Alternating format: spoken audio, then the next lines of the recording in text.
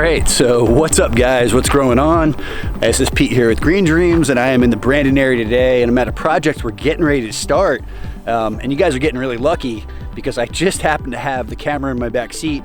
I was making a video with Jim on Friday. I forgot to take it out. Haven't had a chance to send these cards out for edit. And I'm here for a new project. And the client's getting ready to cut the grass. It's a little bit overgrown right now. I don't think they've done much since I came out for the original consultation, but we just finished up the design on this project, and it's gonna be an awesome transformation. And why you guys are getting kind of a special treat, because you're gonna really see this thing before they do anything over here. So I wouldn't have normally had the camera with me. Maybe this is something I'll try to do more for you guys in the future.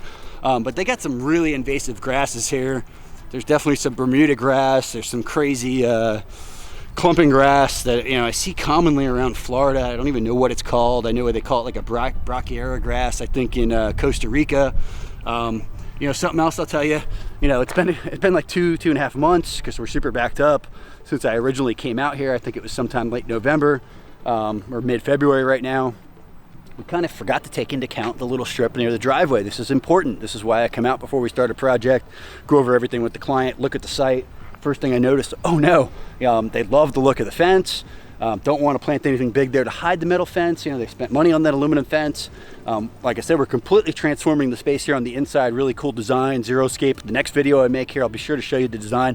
I don't have that with me today, but we're gonna need to do something with that strip. We're gonna take that out of there. We're gonna put probably some type of weed mat down there and either a shell or a rock material. We even talked about just using some crushed asphalt as an extension of the driveway. So all of this blue plumbago is coming out. Crepe myrtles are coming out.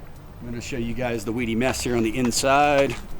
So this is that crazy grass I was talking about. And she said it does come up like a crumpling grass and seems to spread from seeds. So we're really hoping to get in here with those forks from the grapple, rip that out from the roots. All of these, Bidens are going to be taking out. Everything that you see here in the center, the cassias, this mess of a plant, I forget what that's even called, that's all coming out.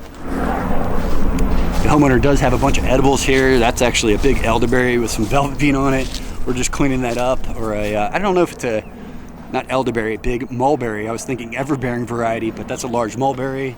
It's actually flowering right now. This Jatropha is coming out. We are taking out the giant milkweed. And I think one of these crepe myrtles made the cut. This one right here. But just wanted to give you guys a quick before and after of this mess, because it's going to be a pretty epic transformation. Pathways coming up, going to the front door. Thin pavers going all the way up the steps. And a paver pathway over here on the right side, circular in that big tea tree, which is pretty epic. Old junipers all coming out. So this is going to be looking a little bit different. All right, so I see some velvet bean hiding up in here, a couple papayas, a couple bananas, and in the backyard we got moringa and some other edibles that were already here on site. Ooh, those bananas need some food. We're gonna feed them.